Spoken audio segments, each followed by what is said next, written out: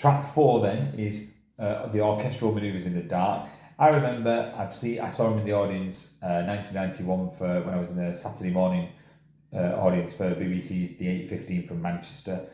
And I liked what I heard, but I didn't really explore it anymore. So 91, that would have been around the time of Pandora's Box. It was, the year of Sugar Tax, it was. So when they sort of come back after a few years sort of absence. I would have known if we were a new band or an old band, or I didn't. You were just there screaming. Yeah, I was probably more excited. Clapping along. I was probably more excited that Trevor and Simon from Going Live were guests on it. But Sugar Tax I've listened to since then, and it's like, oh God, this is a good album. Why didn't I get this at the time? It's a great album.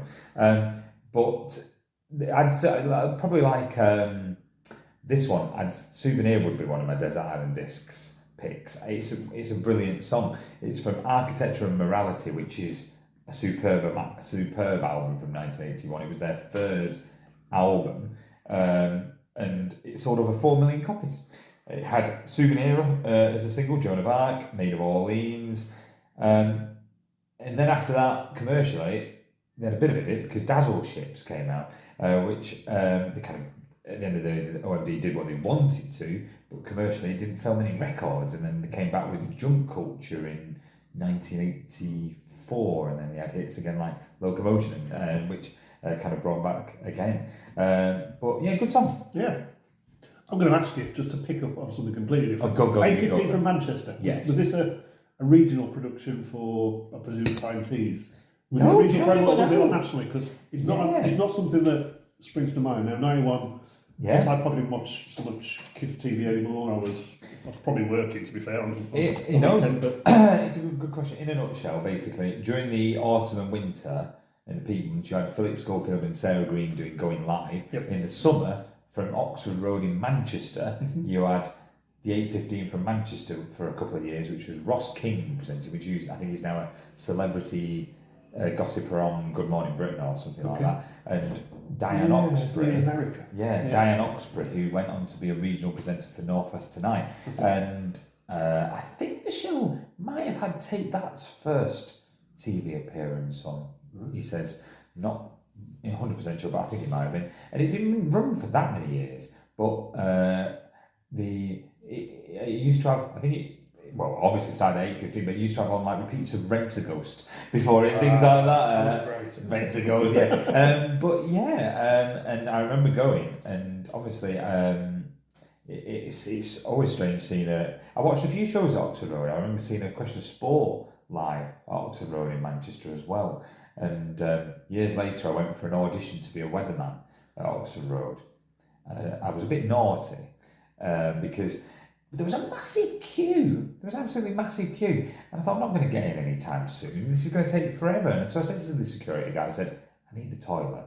So when I came out of the toilet, I went to the front of the queue. And that probably helped me get through to the next round because I was one of the first. So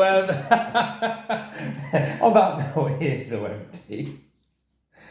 Right, track 5, Status Quo. I grew up with the Quo. My dad had lots of Status Quo albums, 12 Gold Bars, Rocking All Over the World, In the Army Now. And I remember he had this blue cover, In the Army Now. And this is a song from that, Dreamin'. And commercially, I don't think the song did very well. I think it was just, but it's a catchy song. It's one of them songs I grew up with, and, I've got a lot of memories of that. And I've seen him live several times recently.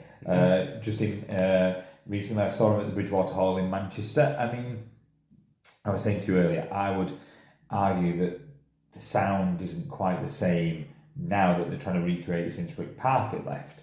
But they're still going, and Backbone was the last album that came out 3 years ago now, and I hope that they do more new material, because I think that Backbone's a strong album. Whether or not there will be, it's hard, because it was obvious at Bridgewater Hall that the crowd wanted to hear the old material. That must be frustrating for a band, because the new material for me was good. And obviously, it's not a large venue, is it? I mean, the Quo were a massive band in the 70s and the 80s.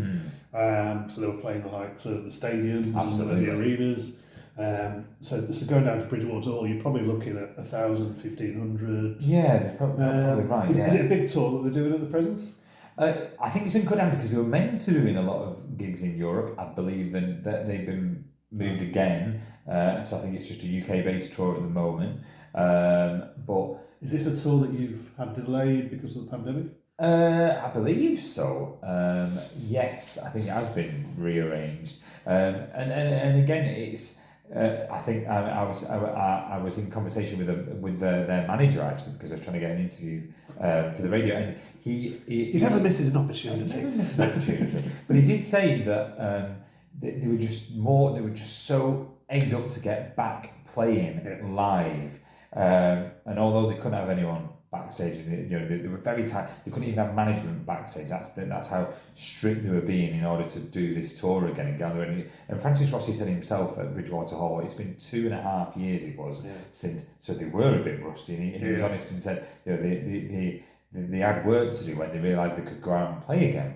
And they're still going. Rick Parfitt died in 2016, I think it was, at Christmas 2016. So they're still going strong. And Dreamin was, even Dreamin, I think Dreamin was from a tricky period because I think it was 1984, 1985, the group kind of split up, and the original lineup kind of changed. Alan Lancaster left and Pete Kircher left, and they had a new lineup. And In the Army came out, and it wasn't to everyone's kind of taste. And but you know what? They have constantly evolved over the years. Didn't this song get a delayed release as well because of legal issues, because of that change in lineup when it was recorded? You could be looking right. at something quickly on you could be right. Wikipedia, search engine. The only thing to add to that is that Alan Lancaster's passed away now, but a few years ago they did a film, kind of a documentary, and at the end of the film they did reunite the original lineup for this for a performance. If you ever get a chance to see that, which was nice. I think they not toured like a massive tour. They certainly played the one gig. I think they called the Frantic Four, and they recorded something. So you can commercially get that. So this is Dreamin'.